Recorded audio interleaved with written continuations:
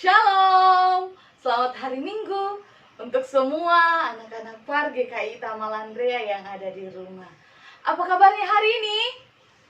Dahsyat, dahsyat, luar biasa. Yes, yes, yes. Puji Tuhan. Kak Okta harap semua anak-anak Par yang ada di rumah dalam keadaan baik, dalam keadaan sehat, dan siap untuk memuji, memuliakan nama Tuhan, dan mendengarkan kebenaran firman Tuhan dalam ibadah Par GKI Tamalandrea pada hari ini. Walaupun kita tidak berada di satu tempat yang sama, kita berada di rumah masing-masing, tapi itu tidak mengurangi semangat kita, sukacita kita, dan kerinduan kita untuk mau memuji dan memuliakan nama Tuhan. Terlebih khusus hari ini kita mengucap syukur, kita boleh memperingati hari keturunan Roh Kudus, dan kita akan memulai ibadah sekolah minggu kita pada pagi hari ini. Pada hari ini, ayo semua bangkit berdiri.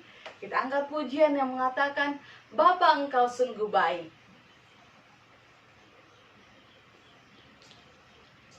Biarlah pujian ini menjadi ucapan syukur kita bahwa Tuhan selalu baik dalam kehidupan kita. Hari lepas hari, Dia tidak pernah meninggalkan kita. Mari kita sama-sama angkat pujian ini. Katakan, Bapa Engkau sungguh baik, kasih-Mu melimpah.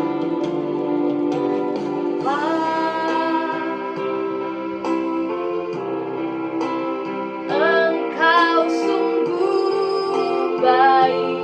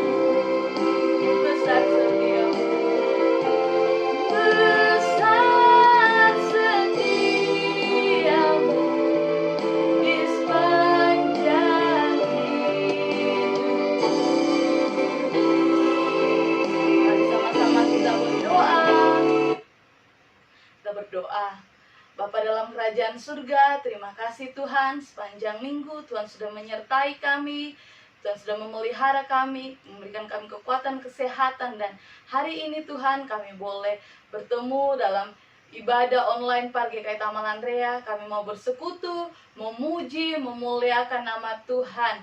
Berkati ibadah kami dari awal sampai selesai.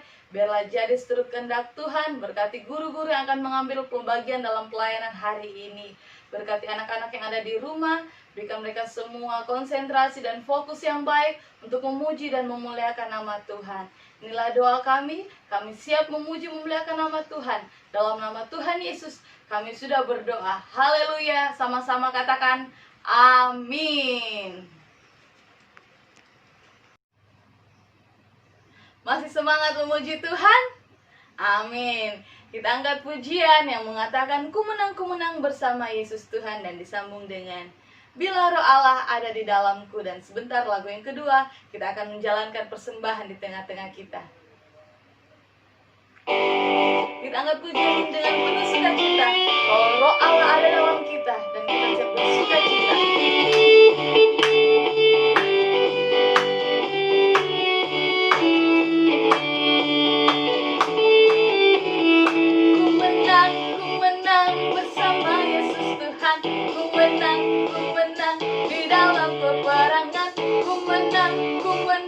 Atas segala setan, haleluya, haleluya, ku menang. Haleluya, dia bangkit. Haleluya, dia hidup. Haleluya, dia naik. Roh Kudus turun. Bila roh ada di dalam, Allah ada di dalam, bukan bersuka cita, bukan menari seperti dalam menari.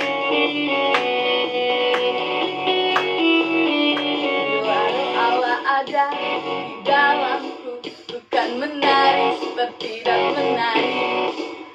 Bila roh Allah ada di dalamku, bukan menari seperti dan menari. Bukan menari, bukan menari, bukan menari seperti dan menari. Bukan menari, bukan menari, bukan menari seperti dan menari. Persembahan akan dijalankan, kita akan pujian bila roh Allah. Bila roh Allah ada di dalamku, bukan menari seperti dan menari. Bila roh Allah ada di dalamku, bukan menari seperti dan menari. Bukan menari, bukan menari, bukan menari seperti dan menari. Bukan menari, bukan menari, bukan menari seperti dan menari. Bukan menari seperti dan menari. Tiba saatnya kita akan mendengarkan cerita kebenaran firman Tuhan. Sebentar akan disampaikan oleh Tante Elmi. Kita sambut kebenaran firman Tuhan, sama-sama kita menyanyi. Pertama kali dengar firman Tuhan, kedua kali simpan dalam hati, dan ketiga kali ayo kita Tuhan. Kita akan pujian ini dengan penuh sukacita.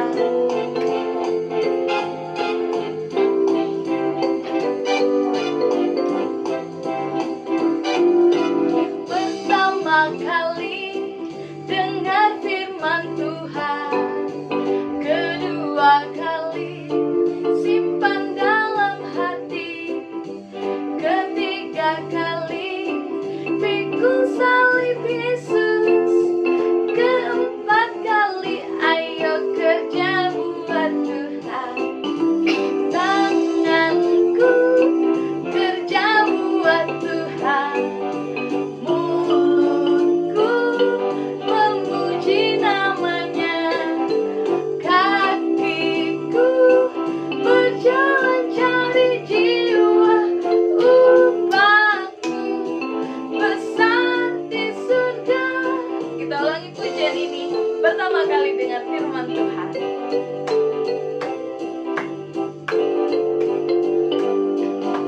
Pertama kali dengar firman Tuhan, kedua kali simpan dalam hati, ketiga kali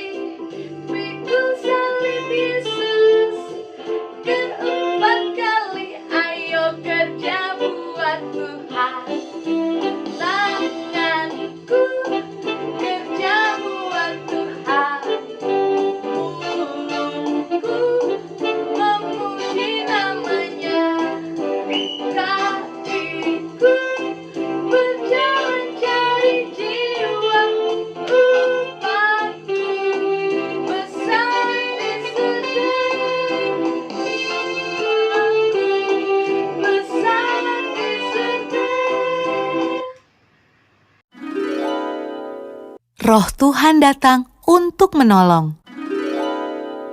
Kisah Para Rasul 2 ayat 1 sampai 42.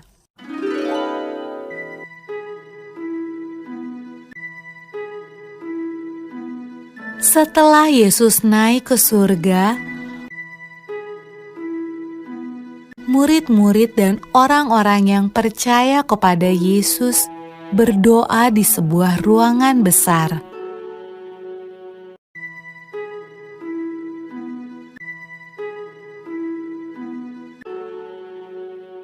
Lalu, sesuatu yang menakjubkan terjadi.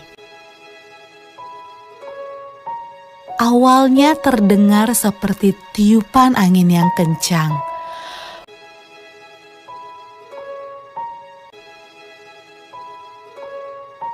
Lalu, lidah-lidah api bermunculan di atas kepala semua orang dalam ruangan itu. Roh Tuhan datang, dan semua orang mulai berbicara dengan bahasa yang berbeda-beda. Inilah hadiah dari surga yang Yesus janjikan kepada murid-muridnya. Murid-murid Yesus sangat senang. Roh Tuhan datang untuk hidup bersama mereka dan menolong mereka.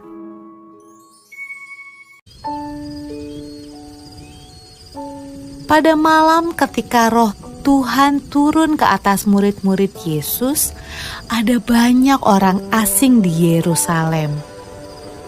Mereka berbicara dengan bahasa yang berbeda-beda. Waktu mereka mendengar murid-murid Yesus berdoa, mereka datang untuk melihat suara ribut apa itu.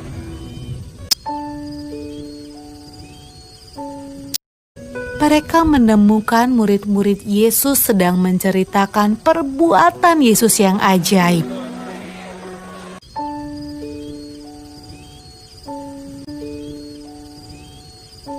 Tetapi mereka semua terkejut karena mereka mendengarnya dalam bahasa mereka masing-masing. Wah, apa artinya ini? Tanya mereka.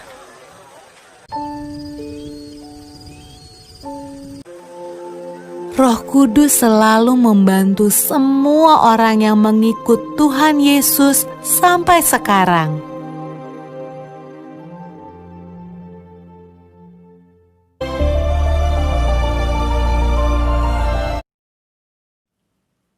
Shalom, selamat sore anak-anak. Bertemu kembali dengan Tante Elmi di sini di tempat kalian masing-masing. Terima kasih Kak Okta hari ini sudah juga menemani anak-anak untuk beribadah di rumah. Kak Okta sudah memimpin kita beribadah memuji Tuhan di rumah. Ya, dan hari ini waktunya kita untuk belajar firman Tuhan. Ya, hari ini juga satu sukacita karena Tante Elmi bisa ditemani bukan hanya Kak Okta, nanti ada Kak Ika dan ada Mama El. Wow, luar biasa, hari ini hari spesial anak-anak karena hari ini kita memperingati Hari Pentakosta. Tadi anak-anak sudah menonton film bukan? Tentang turunnya Roh Kudus, pencurahan Roh Kudus. Nah, itu diperingati sebagai Hari Pentakosta. Nah, sebenarnya apa sih Hari Pentakosta itu? Nah, Tante Elmi mau kasih tahu anak-anak. Pentakosta adalah hari yang dinanti-nantikan, hari yang sudah dijanjikan oleh Yesus kepada murid-muridnya. Pentakosta, penta itu dari kata penta yang artinya 5. Ya, jadi Pentakosta sebenarnya hari ke-50 setelah Tuhan Yesus bangkit dari kematian. Dan selama 40 hari minggu lalu ya, kita mengenang bahwa selama 40 hari setelah Yesus bangkit, dia masih tinggal bersama dengan murid-muridnya, menampakkan diri kepada orang banyak. Dan di hari ke-40 Tuhan Yesus naik ke sorga. 10 hari kemudian setelah Yesus terangkat ke surga, Roh Kudus dicurahkan. Nah, waktu Tuhan Yesus masih hidup, Roh Kudus sebenarnya sudah ada bersama-sama dengan Tuhan Yesus.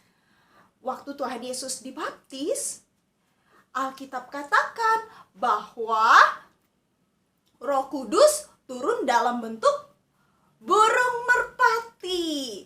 Nah, tetapi waktu Tuhan Yesus sudah terangkat ke surga, dia berkata, "Aku akan menjanjikan seorang penolong bagimu.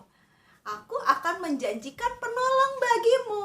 Dan ternyata yang dikatakan penolong adalah Roh Kudus. Ya, waktu murid-murid Yesus melihat bahwa Yesus naik ke surga, ternyata muncul 2 malaikat. Ya, 2 malaikat itu katakan, "Kamu harus tinggal di Yerusalem." Dan betul anak-anak, mereka tetap tinggal di Yerusalem sesuai dengan pesan yang Yesus katakan. Dan mereka tidak kemana-mana. Jadi selama mereka di Yerusalem, apa yang dibuat oleh murid-murid Yesus? Mereka berkumpul di satu tempat dan mereka berdoa setiap hari. Menantikan roh yang dijanjikan, menantikan penolong yang dijanjikan. Tante Elmi mau kasih tahu, Roh Kudus disebut juga penolong. Itu yang pertama ya, kita sambil belajar. Roh Kudus dikatakan sebagai penolong. Kemudian Yesus juga mengatakan bahwa Roh Kudus itu sebagai penghibur. Dan dia dikatakan juga sebagai roh kebenaran. Itu ada di Yohanes 14 ayat 15 sampai ayat yang ke-31. Nah, anak-anak, apakah Roh Kudus masih bekerja sampai sekarang? Masih. Kalian ingat, lihat kan tadi filmnya? Bahwa Roh Kudus itu muncul waktu murid-murid Yesus berdoa. Dia muncul seperti ada tiupan angin yang kencang. Dan setelah itu apa yang terjadi? Murid-murid Yesus dipenuhi oleh Roh Kudus dan tampak seperti lidah-lidah api di atas kepala mereka. Wah, tetapi ada hal yang luar biasa. Waktu Roh Kudus turun kepada mereka, murid-murid Yesus yang sebelumnya dipenuhi ketakutan, kecemasan, menjadi bisa berbicara dalam bahasa-bahasa lain yang sebelumnya mereka tidak tahu. Itu karena Roh Kudus. Nah, apa sih yang dikatakan oleh murid-murid Yesus waktu mereka berbahasa dengan bahasa lain? Ternyata anak-anak, mereka bercerita tentang Yesus. Yesus yang sudah mati di kayu salib menjadi penebus bagi semua orang percaya. Dan Yesus yang sudah mati, dia sudah bangkit dan dia sudah naik ke sorga. Dan anak-anak tahu, mulai saat itu Rasul Petrus diberi keberanian oleh Tuhan untuk menyampaikan firman, untuk bercerita tentang Yesus. Itu ada di dalam Kisah Para Rasul pasal yang kedua. Nah, mulai saat itu orang-orang yang datang dari berbagai tempat, mereka datang berkumpul di Yerusalem. Kalian tadi lihat kan di film banyak orang ya, mengelilingi tempat di mana murid-murid Yesus berdoa. Mereka menjadi percaya kepada Tuhan Yesus dan dikatakan 3.000 orang bertobat dan menyerahkan diri untuk dibaptis. Wow, luar biasa. Itu pekerjaan Roh Kudus. Anak-anak, Tante Elmi tidak akan ngomong lama ya, tapi Tante Elmi mau kasih tahu untuk Tante Elmi, untuk kalian semua, apa sih peranan Roh Kudus? Tadi Tante Elmi sudah katakan, Roh Kudus, Yesus mengatakan bahwa Roh Kudus punya nama lain sebagai penolong, penghibur, dan roh kebenaran. Tante Elmi mau kasih tahu kalian ya, apa tugas Roh Kudus untuk kita semua orang percaya. Nah, tugas Roh Kudus, karena dia disebut roh penolong, penghibur dan roh kebenaran, dia punya tugas 4 saja. Tante Elmi kasih tahu, sebenarnya banyak loh, 4 saja, nggak usah banyak-banyak ya. Tetapi anak-anak ingat, 4 peranan Roh Kudus harus kita ingat. Yang pertama, Roh Kudus menyertai dan diam di dalam setiap orang yang percaya. Roh Kudus menyertai dan diam ada di dalam setiap orang yang percaya.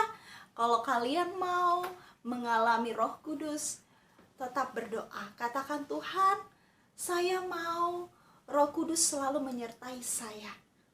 Roh Kudus itu yang menyertai setiap murid-murid Yesus loh. Waktu mereka dipenuhi Roh Kudus, mereka memberitakan Injil, anak-anak. Bahkan Thomas, salah satu murid Yesus yang waktu itu tidak percaya kalau Yesus sudah bangkit ya, dikatakan dia memberitakan Injil, bahkan dia sampai ke India. Wow! Siapa yang menyertai Thomas? Roh Kudus. Luar biasa, bukan? Bahkan murid-murid Yesus bisa melakukan mujizat yang luar biasa. Contohnya siapa? Rasul Petrus. Ada orang lumpuh, dia bisa bangkitkan di dalam nama Tuhan Yesus. Jadi Roh Kudus akan menyertai dan diam di dalam setiap orang yang percaya. Yang kedua, anak-anak, Roh Kudus punya peran apa? Ia mengajarkan dan mengingatkan orang percaya tentang perintah dan kehendak Allah. Ya, jadi Roh Kudus akan mengingatkan kita. Kalau kita buat kesalahan, tiba-tiba kita ingat, ih, kamu sudah salah. Misalnya, nyontek nggak ya, nyontek nggak ya. Kalau pelajaran atau pas ulangan, Roh Kudus akan ingatkan kita. Roh Kudus akan bilang, nggak boleh nyontek. Nyontek itu tidak baik. Kalau kita marah, Roh Kudus akan ingatkan kita, anak-anak. Bagaimana? Roh Kudus akan katakan, nggak boleh marah, tenang, sabar. Itu peranan Roh Kudus. Dia akan mengajarkan kita dan mengingatkan kita tentang kehendak Allah. Ya, jadi Roh Kudus akan ingatkan kita. Yang ketiga, Roh Kudus akan menolong kita dalam kelemahan dan saat berdoa. Waktu kalian sakit, waktu kalian susah, jangan marah-marah, jangan menangis. Jangan semua orang dimarahin, disalahkan. Nggak boleh. Waktu kita ada masalah, berdoa minta Tuhan menolong. Tuhan tolong, kasih saya jalan keluar. Tuhan Yesus tolong, kasih saya penghiburan. Roh Kudus akan menolong kita. Bahkan kalau kita tidak tahu apa yang mau kita doakan, Alkitab katakan Roh Kudus akan menolong kita untuk berdoa. Jadi Tante Elmi mau ingatkan, anak-anak, kalau tidak bisa berdoa, minta Roh Kudus yang menolong ya. Jangan bilang, saya tidak bisa berdoa, saya tidak mau berdoa. Tante Elmi berharap yang belum bisa berdoa, anak-anak, minta Tuhan yang menolong. Tapi kalian juga harus belajar untuk berdoa. Kita ngomong sama Tuhan. Ya, ingat, doa itu kita berbicara dengan Tuhan. Seperti kalian kalau ngomong sama papa mama kalian. Ya, ingat, Roh Kudus akan menolong kita untuk berdoa. Mungkin kita tidak tahu bagaimana caranya berdoa. Ngomonglah sama Tuhan, seperti kalian ngomong dengan orang-orang di sekitar kalian. Roh Kudus yang akan tolong apa yang akan kita katakan kepada Tuhan. Yang keempat, peranan Roh Kudus untuk orang percaya apa? Roh Kudus memberikan kuasa dan damai sejahtera. Jadi bukan kita yang berkuasa, murid-murid Yesus pun mereka punya kuasa karena apa? Karena Roh Kudus yang memberi kuasa kepada mereka. Ya, itu terdapat di dalam Kisah Rasul 1 ayat 8. Tetapi kamu akan menerima kuasa kalau Roh Kudus turun ke atas kamu, dan kamu akan menjadi saksiku di Yerusalem, Yudea, dan Samaria, dan sampai ke ujung bumi. Anak-anak, Kisah Rasul 1 ayat 8 itu jadi ayat hafalan kita ya. untuk anak kelas tengah dan remaja. Tante Elmi ulang. Kisah Para Rasul pasal 1 ayat 8 itu menjadi ayat hafalan buat anak kelas tengah dan remaja. Untuk anak kecil tetap kok. Kisah Para Rasul 1 ayat 8, tapi sama dengan ayat hafalan minggu lalu.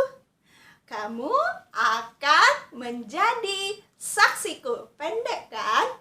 Jadi Tante Elmi ulang ya. Peranan Roh Kudus yang keempat, memberikan kuasa dan damai sejahtera.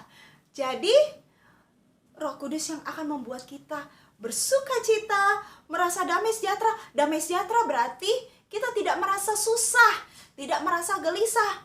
Meskipun kita punya masalah, tetapi kita bisa melewati masalah kita karena Roh Kudus menolong kita dalam kelemahan kita.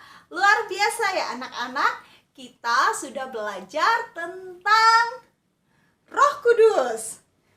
Karena hari ini kita memperingati hari Pentakosta. Nah, kita sudah dengar firman, Tante Elmi sudah jelaskan. Dan sekarang waktunya Tante Elmi kasih kuis untuk kalian semua. Masih ingat apa yang Tante Elmi sudah jelaskan dan film yang tadi? Oke. Nah, sekarang waktunya Tante Elmi bertanya kepada kalian semua. Ya. Pertanyaan pertama, ya. Pertanyaan pertama, dengar baik-baik. Hari Pentakosta adalah hari yang keberapa setelah kebangkitan Tuhan Yesus? Nanti ulang ya. Hari Pentakosta adalah hari keberapa setelah kebangkitan Yesus?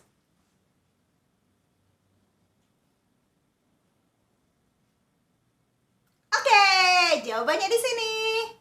Nah, yang kedua, di kota mana murid-murid Yesus berkumpul untuk menantikan pencurahan Roh Kudus? Di kota mana murid-murid Yesus berkumpul untuk menantikan pencurahan Roh Kudus? Oke?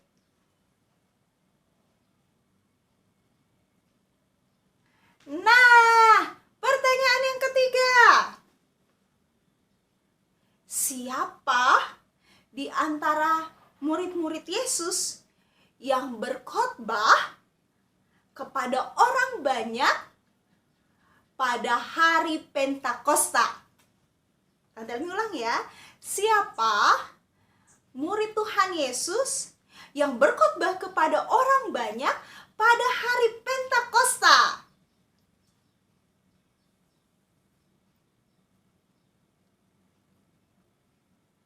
Oke, pertanyaan terakhir.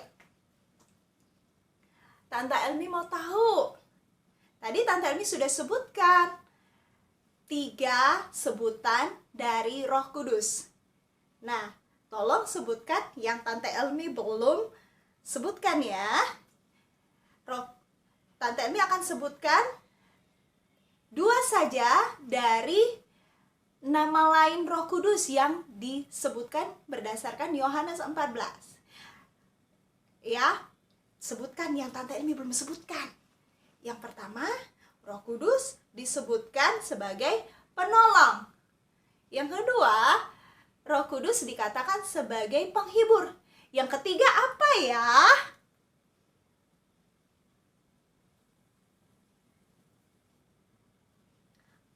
Oke, bagaimana? Jawaban kalian betul semua tidak? Selamat ya untuk yang betul semua. Oke deh, kita bersyukur hari ini kita sudah belajar tentang pencurahan Roh Kudus pada hari Pentakosta. Tante Elmi serahkan kepada Kak Okta untuk memimpin kita di acara selanjutnya. Sampai ketemu minggu depan. Tuhan Yesus memberkati. Shalom, apa kabar semuanya? Doa Tante Mama El, semua dalam kondisi sehat ya.